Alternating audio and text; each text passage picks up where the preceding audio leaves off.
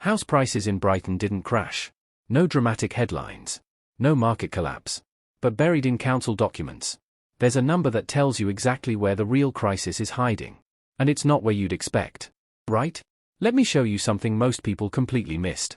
For 7 straight months in 2025, Brighton and Hove had more than 2,000 households stuck in temporary accommodation. 2,000.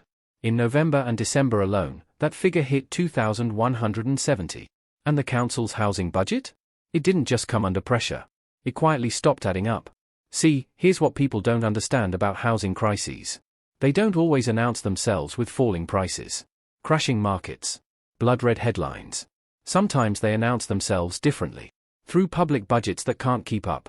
Through councils paying whatever the market demands. Through emergency spending that spirals out of control. Because when the housing system can't place people into stable homes, the costs don't disappear. They move. From renters to councils. From private hardship to public budgets. From invisible stress to visible spending. And that's where the hidden housing crash shows up first. Not on Rightmove. Not in sold prices. In council spreadsheets nobody reads. But here's the thing, this isn't just a Brighton problem. The national picture? It's even more concerning. Now, you might be thinking, Brighton's expensive. Always has been. This is a local problem. And that would be the comfortable explanation. A local spike. A local budget. A local mess. But the national context doesn't support that. Not even close. Government statistics recorded 131,140 households in temporary accommodation across England. As of March 2025, 131,000 households. That's not a fringe issue. That's not a rounding error. That's a system running hot. And when a system runs hot, the first sign isn't always panic. It's a quiet change in how money gets spent. And how quickly things get worse. So Brighton isn't the outlier. It's just the city where the strain is easiest to see. Because they are being forced to write down the cost. And publish it. Other councils are feeling the same pressure. They just haven't hit the headlines yet. Let me explain what temporary accommodation actually is. Because most people have no idea. It's not a nice flat the council gives you. It's not social housing. It's not a long-term solution. In most cases, it's emergency housing. Arranged when a household is homeless. And the council has legal duties to help. It can mean a hostel. It can mean a short-let unit. And often, more often than you'd think, it means a hotel room. A B&B. Sometimes for weeks. Sometimes for months. Not because anyone thinks that's ideal. But because there isn't enough stable housing available. Not at the moment people need it. So the council becomes the buyer of last resort. They pay for shelter. Whatever the market is charging. Whenever people need it. At whatever price is demanded. And this is where it gets properly expensive. Because the council isn't negotiating like a normal tenant. Signing a year-long lease. Getting a decent rate. No. They're responding to urgent need. Crisis mode. Emergency purchases. And urgency? Urgency is always expensive. But wait until you see the actual numbers. Because what Brighton's spending? It's absolutely mental. Right? Here's the detail most people miss. Brighton and Hove's budget papers show a forecast overspend of £6.3 million. £6.3 million. Over budget. In 1 year. And here's the kicker. £5 million of that, nearly 80%, is linked to something called spot purchased accommodation. Now, that phrase sounds harmless. Technical. Bureaucratic. In reality, it means paying night by night for rooms. Often at short notice. At the highest possible rates. Because longer-term placements aren't available. Not in the volumes required. The council planned for 193 households per night. The actual demand? 600 households per night. That's not a small overshoot. That's not a budgeting error. That's a structural mismatch. A complete disconnect between supply and need. And draft papers forecast temporary accommodation costs rising by a further £12 million in 2026 to 27. 12 million more. On top of what they are already overspending. On paper, those are just budget lines. Numbers on a spreadsheet. In reality, they're evidence of a housing market that isn't meeting basic demand. Not just in prices. In access. In availability. In the fundamental ability to house people. Here's why this matters beyond Brighton. Temporary accommodation doesn't rise in isolation. It rises when people can't secure stable housing quickly enough. And that happens when private rents are too high, deposits are out of reach, suitable homes are scarce, or when people get pushed out of a tenancy, and there's nowhere affordable to go next. ONS data shows rent inflation remained elevated across many areas.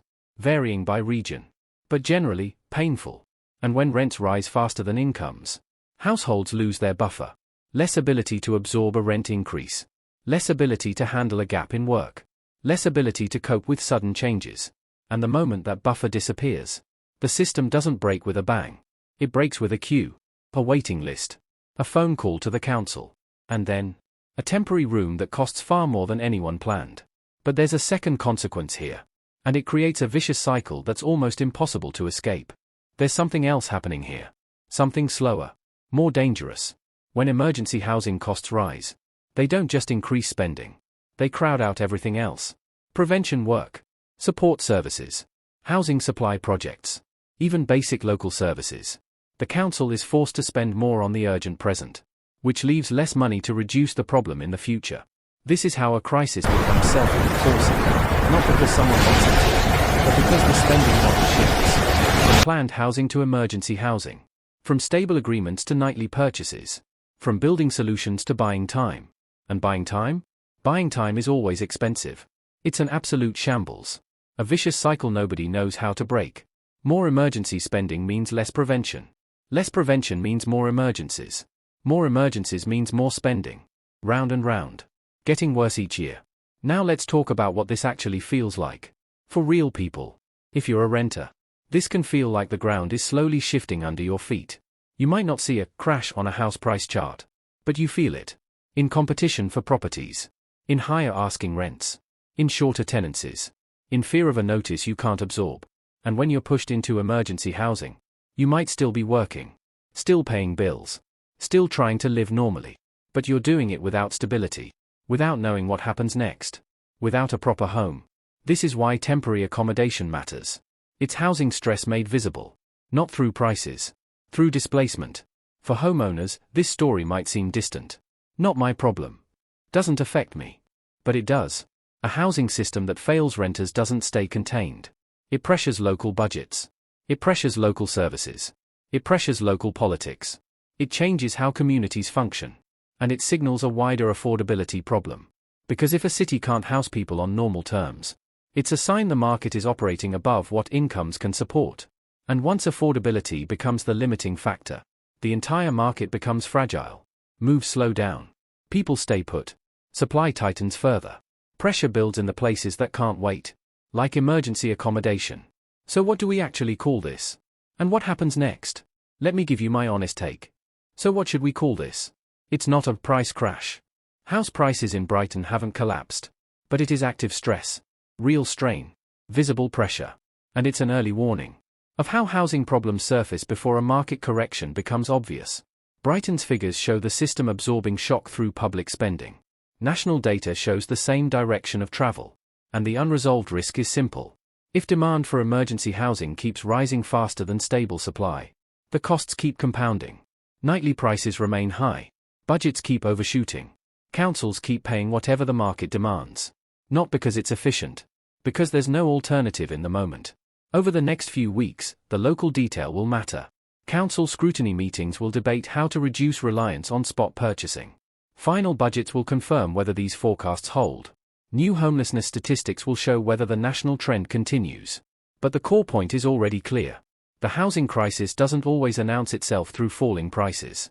Sometimes it announces itself through public budgets that can't keep up with real life. That's the hidden crash. Not in house prices.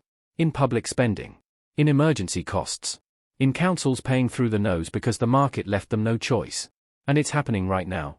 Not just in Brighton. Across the country. Quietly. Expensively. Unsustainably.